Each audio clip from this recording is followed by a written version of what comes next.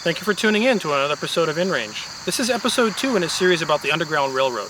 If you've not watched the first episode so far, I would urge you to do so, as it deals with a number of topics and issues and concepts that are pertinent to the video you're watching right now. If you have not watched the first episode, that's okay, you can still watch this one without it, but I would urge you to watch it again afterwards, regardless. The Underground Railroad was a network of safe houses and people who were helping escaped slaves from the southern slave states escape to the north, and sometimes all the way to Canada, which was called the Promised Land. Canada being not a slaveholding nation whatsoever, it was considered that possibly getting there was a true taste of freedom.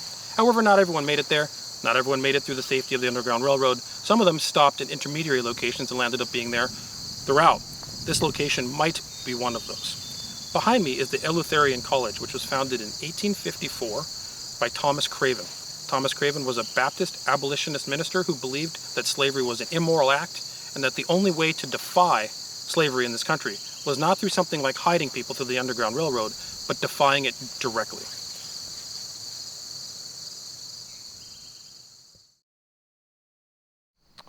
So while the Underground Railroad used a method of obfuscation and hiding to hopefully transport refugees and escaped slaves to the north or all the way to Canada for potential freedom, direct opposition to law was another approach. Here in Lancaster, the actual city council devised a law stating that they were going to defy the 1850 Fugitive Slave Act directly and not enforce it. The Fugitive Slave Act of 1850 was an attempt to appease the slaveholding states of the South, an augmentation to the 1793 Fugitive Slave Act. 1850, they stated that anyone who was aware of or suspected that a black person was a potential runaway slave had to report them and or assist in their arrest to get them deported back to the slaveholding states to determine whether or not they were actually an escaped slave or not. The problem is the actual litmus test for whether or not someone was an escaped slave was not defined. This means that being black was sufficient evidence enough to potentially be thrown back into the slave system. If you've not read the book or seen the movie 12 Years a Slave, I would advise you to do so. That very thing happens in that true account.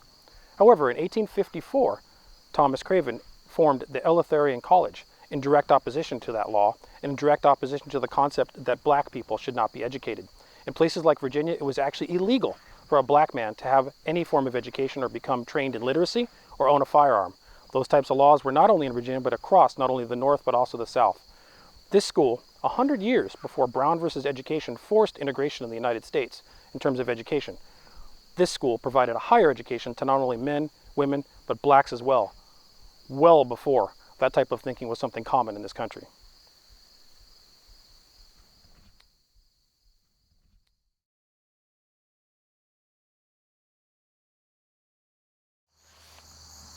So in 1860, this school had a roster of 200 students, 50 of which were known to be black. Of those 50, the majority were probably born as a slave. While it is possible for a slave to purchase their way out of slavery, that was a very unusual and unique circumstance. So we can surmise from this that it's very likely that the majority of those 50 students were actually escaped or refugee slaves from the South, putting the Eleutharian College and Thomas Craven and all of the educators here, as well as all the people around Lancaster, actually in direct defiance of the 1850 Fugitive Slave Act. This put them in the potentiality of losing their property, their homes, their lives.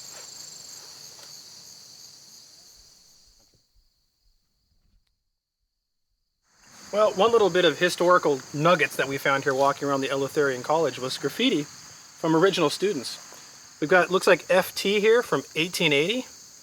This is quite aged. I don't think this is fake. This is legit. And this type of font I've seen in other places like the Casa Grande ruins in Arizona. This is legitimate. And as we go over here a little bit, I can't read this, but oh my, 1862. That would have placed both of these little acts of graffiti here well within the range of the actual functioning time of the Eleutherian College from 1854 to 1887. So we have some graffiti here from actual students, and that really brings this kind of thing to life. So this school ran from 1854 to 1887, meaning it actually was able to continue throughout the entire Civil War.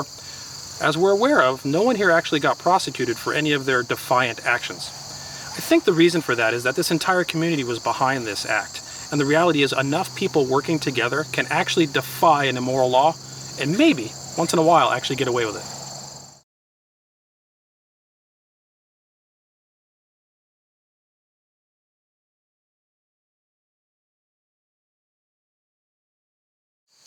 Well, if you're watching this right now, you might be asking yourself, Why is this on InRange? What does this have to do with firearms? Well, I think it has a lot to do with firearms because firearms have a lot to do with personal rights. We also discussed earlier in this video that free black men may not be able to own a firearm depending on where they lived, regardless of not being a slave.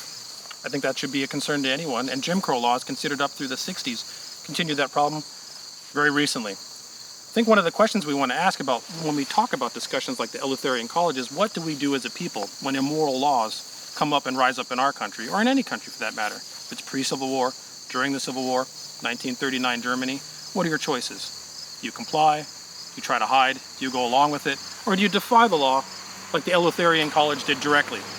I don't know, I don't have the answer for that, but this is a video that hopefully can instigate that kind of conversation in your mind, and the kind of conversation we want to instigate with things that we do on InRange. If you like this kind of content, please consider supporting us on Patreon. We are not funded by any monetization besides you, the viewer. This kind of stuff will not get monetized through YouTube, guys. If you can't support us via Patreon, completely understand. Please subscribe to the channel. You can find all of our distribution networks on InRange.tv and share with your friends. Thanks for watching.